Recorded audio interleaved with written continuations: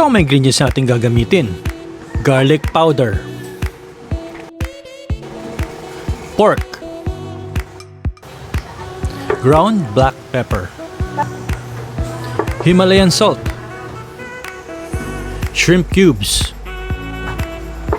white sugar, mungo bean sprout, kangkong sprout, carrot, garlic, tokwa, shrimp, at ang ating noodle. Prepare naman natin ating mga ingredients. Ang ating ginger, pitpitin lang natin.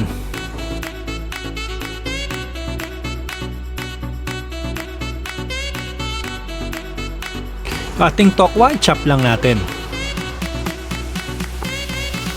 Yung carrot, i-chop din natin. Prepare naman natin ating shrimp. Tanggalin lang natin yung kanyang ulo at saka yung kanyang shell. Huwag natin tatapon yung shell tsaka ulo kasi gagamitin natin mamaya siya at pakukuluan natin to. Tanggalin lang natin yung kanyang shell dun sa kanyang body.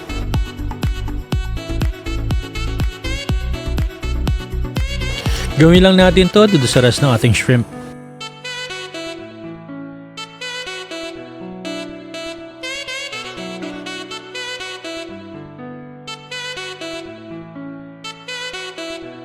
Yan, nahiwalay na natin yung katawan ng ating hipon doon sa kanyang shell. Ngayon, tanggalin natin yung vein doon sa likod ng ating shrimp. Gamit ang maliit na kutsilyo, hiwain lang natin sa kanyang likod para matanggal natin yung vein.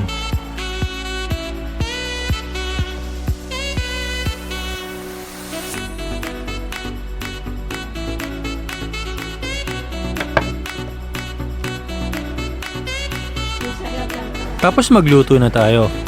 Sa isang pot, maglagay na tayo ng tubig.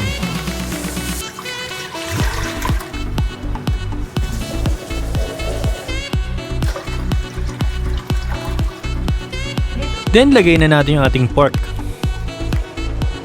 Yung ginamit ko ditong pork yung medyo mabuto. Kasi kailangan natin yung broth na galing doon sa ating pork. Takpan lang natin at pakuluan natin to for the next 30 minutes.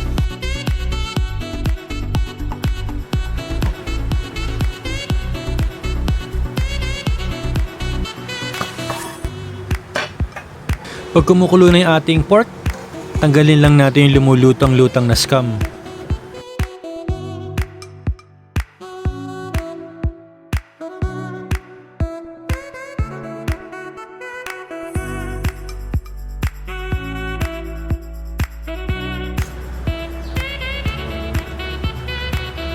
Tapos i-add na natin yung na-chop natin na carrots kanina.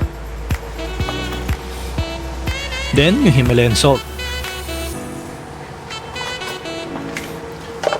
Takpan natin ulit ito para continue natin yung 30 minutes na boiling niya. Habang niluluto natin yung broth ng ating shrimp noodle, yung ating nakat na tokwa kanina, prito naman natin. So lagay lang natin lahat ng tokwa na na-slice natin kanina dito sa ating pan. Fry lang natin hanggang yung both sides ng ating tokwa ay maging golden brown. Alternative dito sa ating tokwa, pwede tayong gumamit ng fish cake. Pag brown na yung kabilang side, i-flip na natin lahat itong ating tokwa.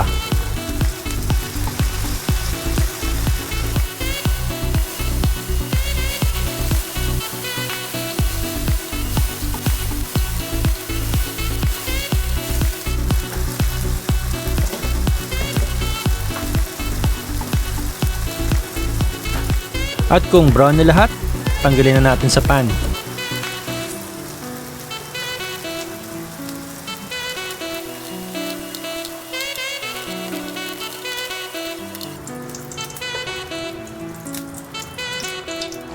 From the same pan, maglagay na tayo ng garlic. Lutuin na natin yung shell at yung head ng ating shrimp na sineparate natin kanina. Then ilagay na natin yung head at yung shell ng ating shrimp na tinanggal natin kanina.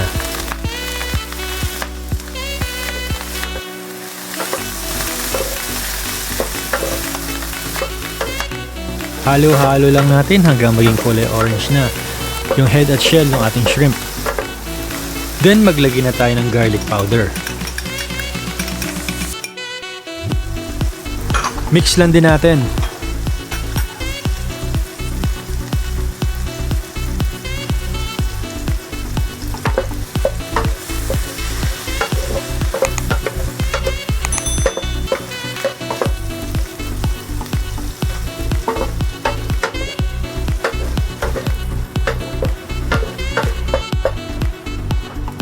Then i-add na natin yung ginisyang head at shell ng ating shrimp. Dito sa ating pinapakuluan na pork. Itong natira pa dito sa ating pan, duglugin natin ng tubig. At i-add natin dun sa pot ng ating pork.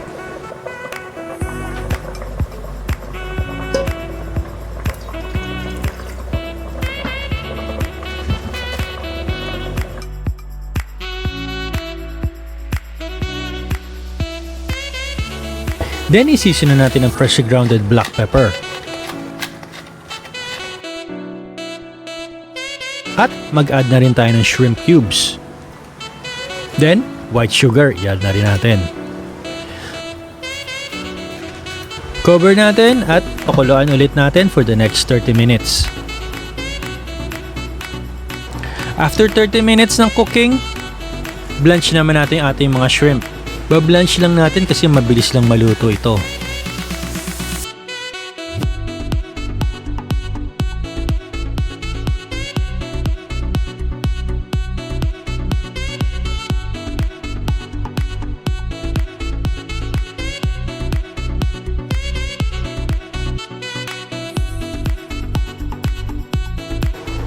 Then tanggalin na natin yung pork at paghihiwalayin natin yung laman at yung bone ng pork.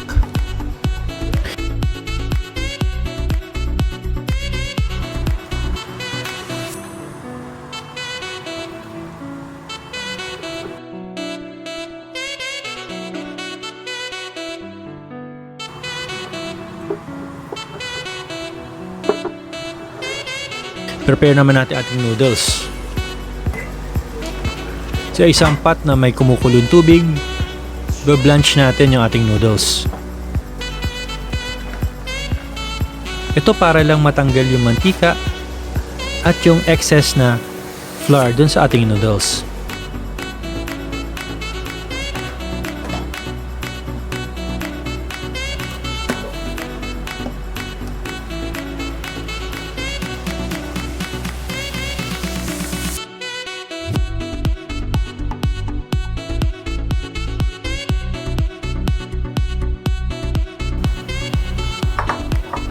Next, i-blanch naman natin yung munggo bean sprout.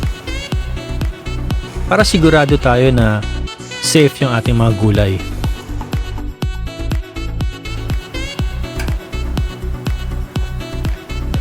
Next, i-blanch naman natin yung kangkong.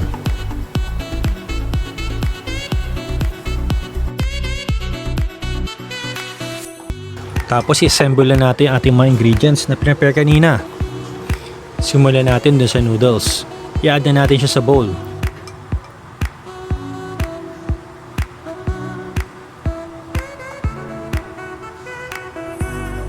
Lagay lang natin na good for 1 serving na noodles dito sa ating bowl. Then i-add na natin yung bean sprout.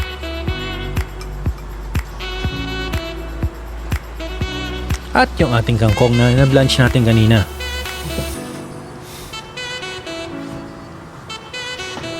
Pati na rin yung pork meat na tinanggal natin doon sa bone kanina.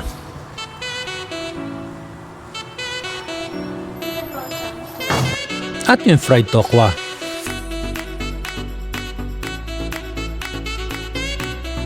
Then ilagay na natin yung broth o sabaw, itong ating shrimp noodle.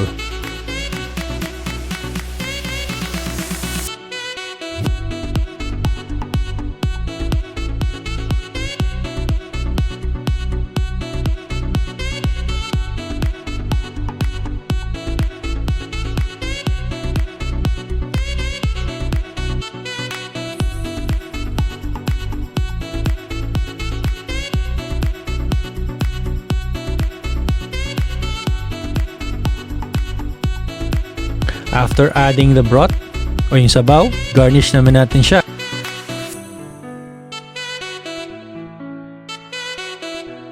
And finally, lagay na natin yung ating shrimp dito sa ating bowl.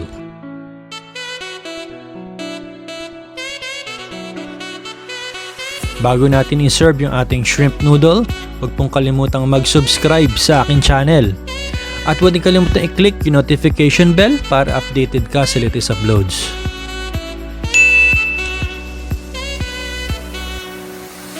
Ito na yung ating ginawang shrimp noodle. I hope nag-enjoy po kayo sa ating niluto ngayon. At hanggang sa muli, happy cooking!